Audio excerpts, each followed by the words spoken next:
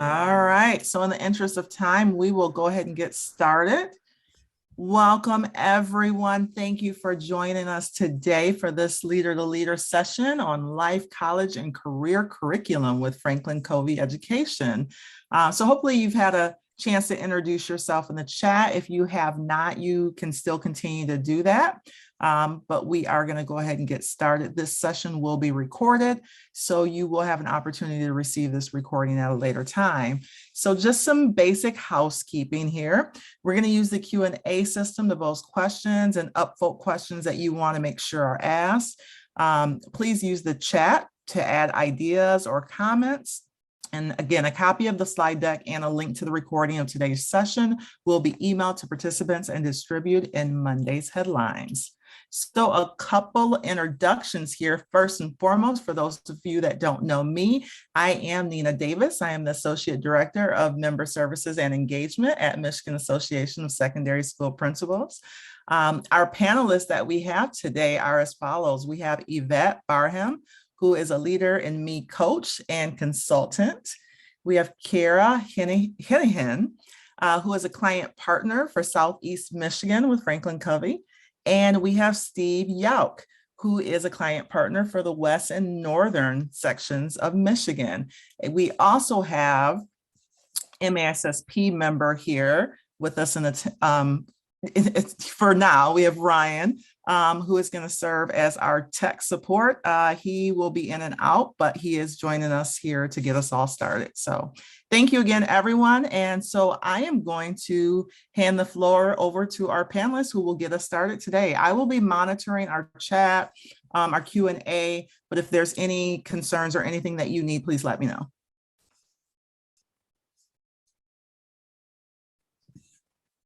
Good afternoon, everybody. I'm so excited to be here today. So as Nina introduced, my name is Yvette Barham. I'm with FranklinCovey Education, otherwise known as Leader in Me. So we are going to dive in today about the secondary levels model of what Leader in Me looks like and the connection of post-secondary and how we can best prepare our students. But what you're going to find is not only is our students' lives going to be changed, but all lives are changed. So super excited to be here. I'm going to share my screen, and I have, as Ryan has requested, I have already shared my slide deck with him. So everybody will be able to have access as well. And at the end of this, I am going to turn this over to my friends, Kara and Steve. So if you have any questions at all about what do we do now, process, Kara and Steve will be able to help you with that. All right. Here we go. This is an awkward transition sharing your screen, but it is what it is. So we at FranklinCovey are super, super focused about making sure that it is result driven and everything that we do, that we're intentional about leadership development, creating that culture of trust, and also having achievement in our academics. So everything today that we're talking about, those three things are going to be in mind: development, culture, and academics. So we're also going to talk about how do we achieve the growth that we're wanting, and it's going to be through those direct lessons is one way, and then we'll talk about next steps. So in the chat, if you wouldn't mind, hopefully this profile of a graduate is not something that's new to you. So you see the profile of the graduate of what your state is looking for. And you've got all of these different things with social emotional learning right there in the middle. So if you wouldn't mind answering the question in the chat, what is your connection between social and emotional learning and that post-secondary success and achievement? What's the connection between those two things? In the chat, if you wouldn't mind answering that question.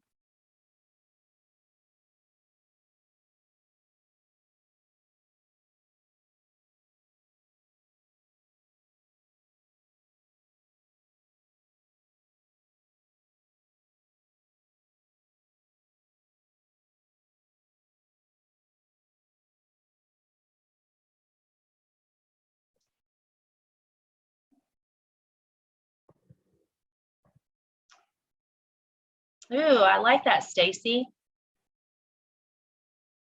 I like that we're having this opportunity to pause and really think about what the connection is. So when we think about social emotional learning, and I know this has kind of definitely been the last 2 years, a phrase that we've leaned on, but it's that self-efficacy. Like, how do we get students and staff and families and community partners, how do we get them to start believing in themselves, those personal leadership development skills, to match with the interpersonal skills that are needed in order for us to have strong success after high school? Positive SEL in individuals help with confidence. Absolutely. So that question, if you wouldn't mind, just today, as you're going through the rest of your day, just start really chewing on it and trying to make the connections of why would we go down a path of social emotional learning, leadership development, if we're wanting students to have that post-secondary success. So Dr. Covey in Leader and Me defined leadership as communicating people's worth and potential so clearly that they're inspired to see it inside themselves. So we as educators, that external just confidence, that external just breathing life into people, and then making them light bulbs go off and be like, you know what, I can do this. And we get to see this all the time in academics. But now when we're talking about how do we develop the social emotional side of people, it's the same. It's breathing worth and potential into people so they see it so clearly inside themselves. Universally, we have seen all kinds of challenges in education, academically, culturally, and leadership, and especially over the last 2 unprecedented years that we have never, ever had to deal with before. And I know I do not have to tell you all what's been going on because you're right in the middle of the trenches with me. But these are the challenges that we are constantly up against. And usually in education, we handle it like this, where we're really excited and passionate and we're a little worried, if we were going to put a word to it, of how are students performing academically and how are we going to achieve those gaps. And then we would go into some culture things after that, and then some leadership things after that. So in a typical secondary school, it looks like, we're going to make sure our students are enrolled in the right classes, that they have their 4-year plan, that we're worried about credit checks and graduation rates. And culturally, we'll do some things like pep assemblies. We'll do some things like Spirit Week, just to make sure that environmentally people feel like they belong, clubs, different organizations, things like that. And then in leadership, we have, different titles that students can either run for or sign up for. And then we have some classes that kids can take in leadership. But when we think about having a ubiquitous approach to where all 3 of those are approached at the same time with leadership development, high trust culture, and then that academic achievement, that is what we would do. But the why behind it is because we want people that are independent, interdependent, balanced, and life, career, college leadership readiness, right? That's what we're after, is to make sure that they are that profile of the graduate that you are looking for. So again, whole person development to get us to that graduation and post-secondary success. So if you wouldn't mind grabbing something to write with, you all didn't know that you were entering into school, but if you wouldn't mind, grab something to write with and just really dive in and think about the things that we're getting ready to go through the cycle. So in Leader and Me, we talk about the thought process or the mindset, which is paradigms, the way that we look at things, the way that we see things. And out of our mindset drives action, which is that do part, the practices. And if our mind is set a certain way and we're doing certain things out of that mindset, we will get the results. So if you wouldn't mind, think of one thing that you would like, and you don't have to put it in chat, you can just journal it. Think of a result that you want for your school this year. A result that you want for your school this year. It could be a result personally. It could be a result about your staff. It could be a result about students. It could be a result about community partnerships. What is something that you want this year?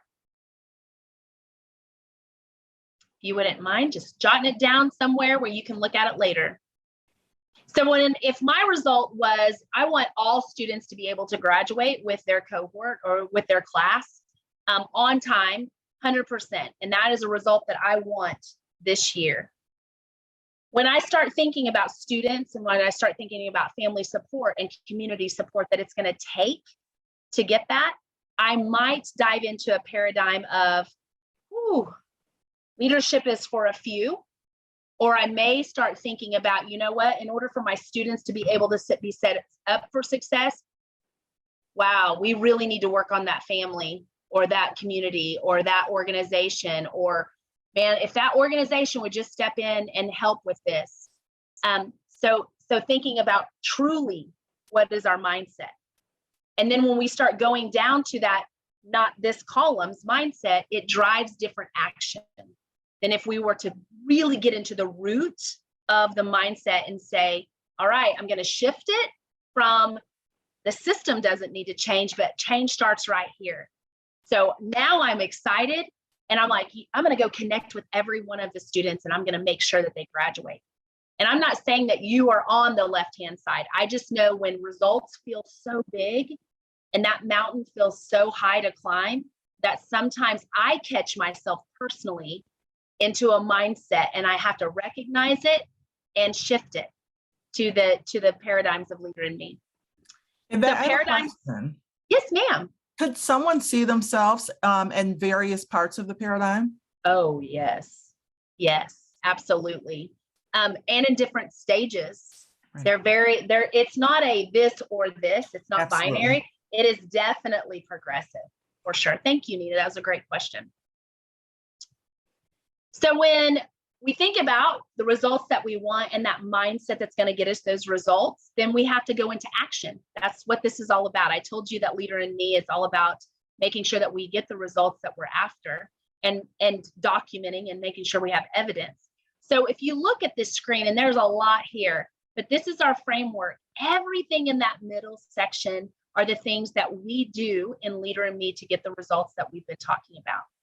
Today, for the sake of time, we're just going to talk about that little section that has that star by it. So we're going to talk about how do we directly teach leadership development so that students start believing that they truly do have worth and potential. So that's where we're going to go next. So there are 4 different courses that we offer in secondary. They are 4 complete courses so that it can last 4 years for all of students in every level. So we have life readiness, career readiness, college, and leadership readiness.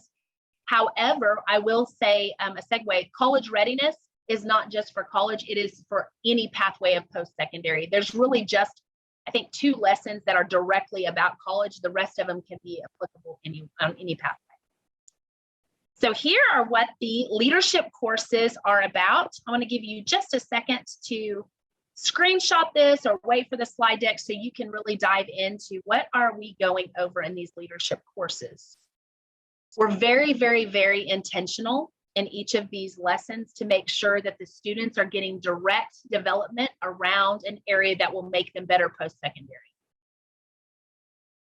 So 7 Habits is the foundational course. However, I've seen some schools that have that course at later grades, but it's up to every school how they position these courses. And then we go into some of those skills that all of us, every educator has said, I wish I could have time to teach whatever it is that we think that is important. It is probably in one of these courses somewhere. We've taken a lot of really diligent time to make sure. So those are the 4 courses. We have them in 4 delivery options. They can be as a full semester class, a 40-minute lesson, and I'll explain the difference in just a minute, a self-paced or a blended class that's offered digitally, and then we have 20-minute modules. And I will say for that full semester class, and I have taught these options in the classroom, and I've been on the other side of it where I've watched it being taught. The full semester class, because I've taught it, can be stretched out to an entire year.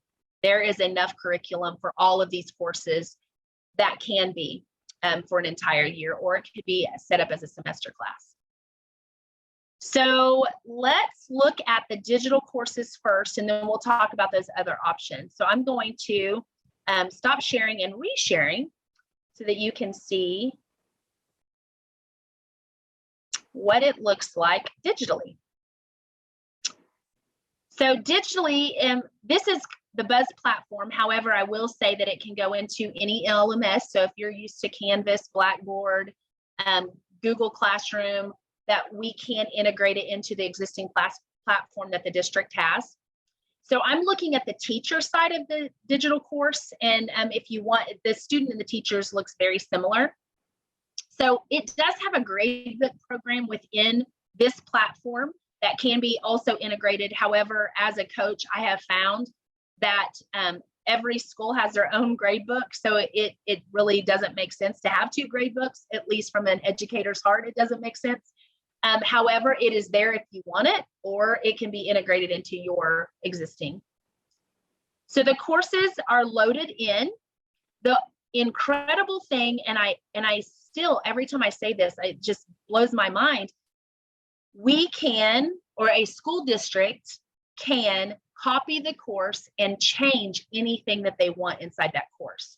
So once the course is handed to you, it is completely editable.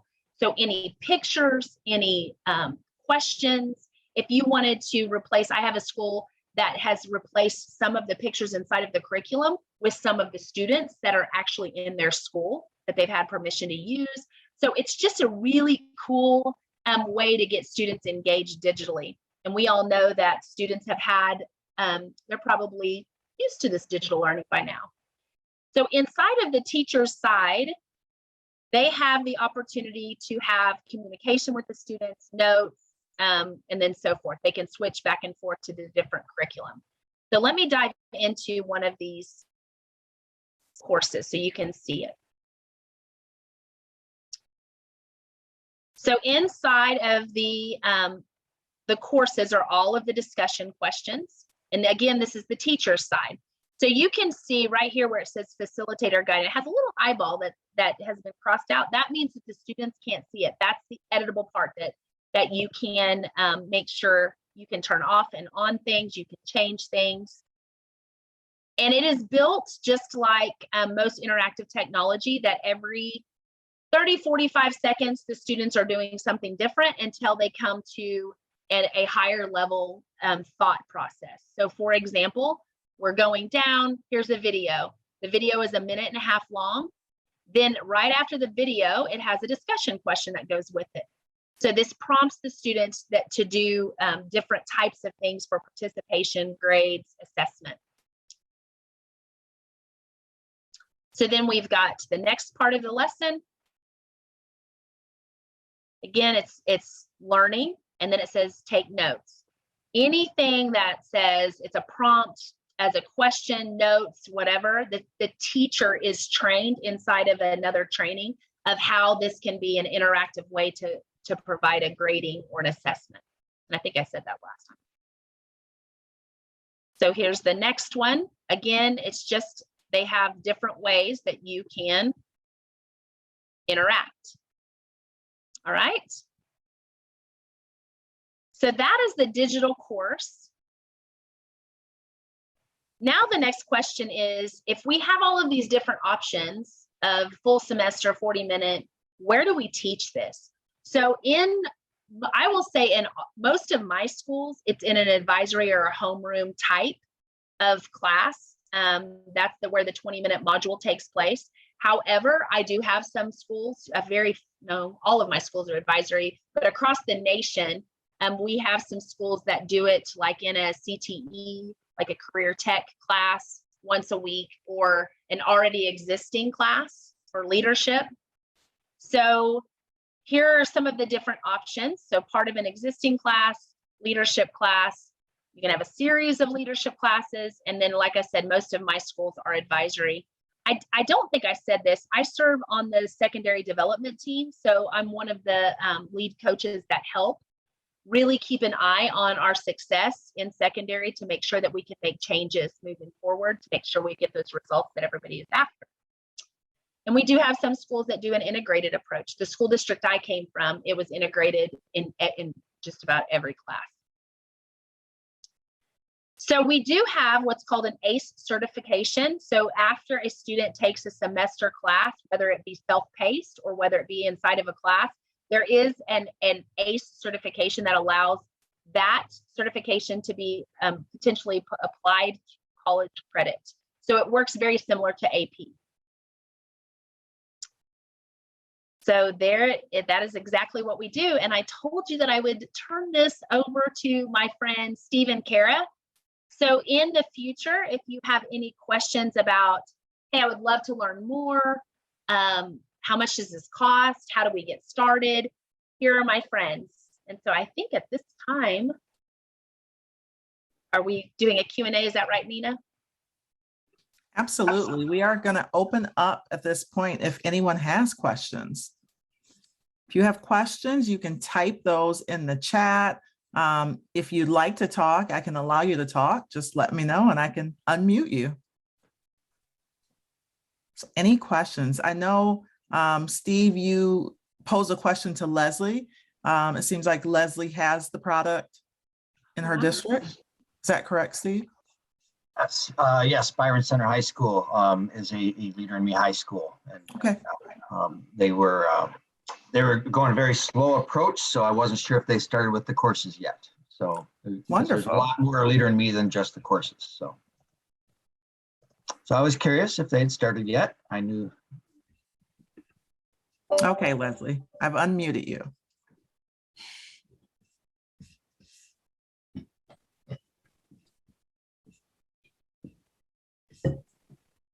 Uh-oh. So I've unmuted Leslie. I think you're going to have to unmute yourself at this point. Oh, okay. There we go. Sorry about that. I just wanted I was going to say this exact same thing. It's just a slow process for us. And we're still working with our staff and really focusing in on the vocabulary and how it would look for our students. Our eighth graders are actually going to be the first group that comes in where we'll be a little bit more focused with Leader in Me. But I'm looking, our ELA 12 has done a redesign. And so we're really trying to focus in that career and college focus. And we've separated them into two different semesters. And so we're wondering how we can use Leader in Me on that as well. So I just wanted to jump on and see if there was any new stuff that maybe I could snatch. So that's kind of where I'm at. Thank you so much for sharing that, Leslie. We appreciate it. And I see Stacy is asking, what is the staff training process? Oh, great question, Stacy. It definitely affects the staff first, but along the way, we absolutely encourage this high school students to be trained as well. So it starts off with a 7 Habits training with the staff, full staff, anybody that you want to invite, even certified, non-certified staff members. And so they go through the 7 Habits of Effective People, just like if you are a corporation going through it, it's the exact same training. And then after that, there is additional training for a core group of people, what we call lighthouse team, which you would call probably a leadership team or a building leadership team. And so the adults then start thinking about systems and how would we apply and implement something to be able to teach leadership to students. And so that lighthouse team gets kind of specialized training. So that's year 1. And of course, the students are also, their voice is heard at the table as well. And then year 2, there's another full staff training around culture and how do we establish culture at a higher level, along with the lighthouse team training. And then year 3, it's even more for the adults and the students. So we definitely want to make sure adults are supported. All right, I see Corey is stating that one of his elementary schools is a Leader in Me school. He can see this being a great tool for high school and middle school as well. Is there a middle school program? Yes, there is. It is a pre-K through 12. And actually we have post-secondary too. So, and we have adult stuff. So it is all ages. And the middle school lessons just were revised this year, and they're getting ready to be, I believe, March. So that was the last date I heard. It would be March is the new lessons. So question that I have, I've worked in multiple districts where elementary schools were Leader in Me schools. So I'm just curious in terms of the secondary component, is that a newer product? Is that something that has just recently come about? Because I have to be honest, I've only heard about this in the last year or so. Yeah, I'm glad you asked that. So when Dr. Covey first, came out with the 7 habits, it was an adult program. It was an adult process that somebody went through. And so I can't say this for sure, but I'm assuming Dr. Covey never said, oh, this would be great in the hands of a 5-year-old. However, because an elementary principal was in one of his adult trainings, she is the one that helped them develop and together had a partnership. So that's why it was really heavy elementary. However, coming from this secondary teacher that taught high school leadership and math and science and computer programming, I personally, when I look at it, I'm like, of course this is a high school. Of course this is middle school. It still blows my mind going into a pre-K classroom, seeing 4-year-olds being able to do this. I mean, I'm like, how did you do this? This is amazing. But to answer your question, we've always had a different workshops and trainings for high school students. But in the last 5 years, that's truly where our secondary model has been developed. I was going to say how long, but I've been full-time 5 years. I've contracted before that to help out. That was a really long answer, Nina. No, perfect. I'm sure there were others that kind of, had the same curiosity, because with Corey's question, I kind of sensed that. Yes. And I think there was a question about, should we suggest the book? And Kara just put in there, the 7 Habits teen book is really, really good and relevant. The Leader in Me book, the new edition that just came out, 2-3 years ago, does have a secondary chapter in it. And that is a great chapter for secondary. The rest of the book is wonderful too, but it's very geared towards elementary. Okay, so I want to make sure everyone sees the text that Kira typed. So if anyone is interested in a 7 Habits of Highly Effective Teens book or samples of the high school curriculum, you can either put your name and email in the chat or reach out to Kira or Steve, and they will make sure and get those materials to you. Are there any other questions? Let's see here. No, I see everybody. People, yeah, see, people are very interested. You say free stuff around educators. It's like, yes, whether I'm going to use it or not, I want it. Absolutely, but it is a great program, and I think those our participants see the value in it, and so definitely being able to get those resources and seeing how they can implement, and talking with their districts and seeing how they can budget that as well into their curriculum. Yeah, and while we're getting some more names and emails in the chat, I do want to add that something that's really impactful about our K-12 model, working with elementary, middle, and high schools, is that we use the same content, more or less, the same language throughout K-12. So when a whole district comes on board and there's the opportunity for their preschoolers all the way up to their seniors to use not only the 7 Habits language, but also our goal achievement process, which is the 4 disciplines of execution, to make district-wide goals and school-wide and classroom-wide goals. It's really, really impactful. So that's something that Steve and I, we love when we have the opportunity to work with full districts, K-12, and really see a student develop with this content all the way through their education. It really is incredible. So one question that building leaders may have is how to find the budget for something like this. So I didn't know if you might want to talk about how districts have been strategic in using grant funds or different things of that sort to fund these type of programs. Yeah, there are a variety of different ways to fund this. I mean, recently with the ESSER funds that had come out, we are getting a lot of action and traction with the ESSER funds because it does meet those SEL needs that the state of Michigan is really asking for right now. Title funds throughout a district also can be utilized for Leader in Me. So, it's going to be it's going to be unique for each district and situation, but that's something that Steve and I are able to talk you through if you're interested. And I'm going to speak to it kind of a couple of different hats. One, I was the district lighthouse coordinator in my previous job, and the client partner, which is what Kara and Steve are, they truly are a partner.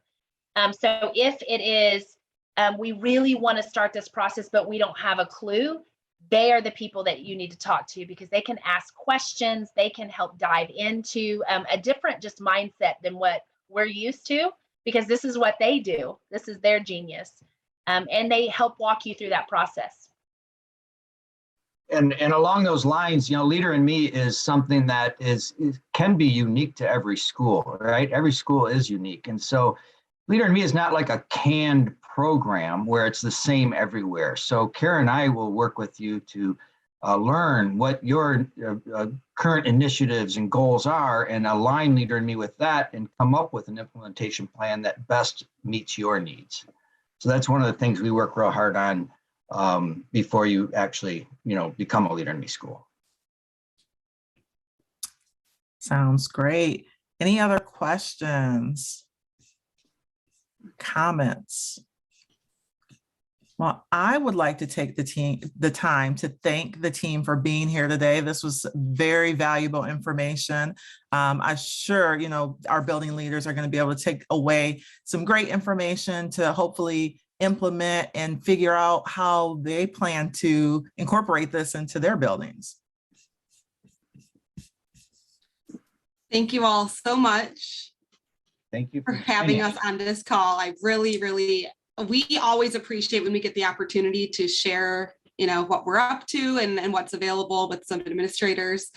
And with that in mind, please reach out if you have any questions, not only about the process with high school, but the district-wide process. And even if you have any suggestions of anything else that you would have liked to learn about in this webinar, so we know for future purposes. All right. Well, thank you again, team. For our participants, just a reminder that the slide deck and presentation will be emailed out to you. If you entered your emails in the chat, or if you reach out to Kara and Steve, again, they will make sure to get you those samples and books so that you can continue to investigate and dig into being a Leader in Me school. So thank you, everyone, for joining us today. And with that, we will end our session.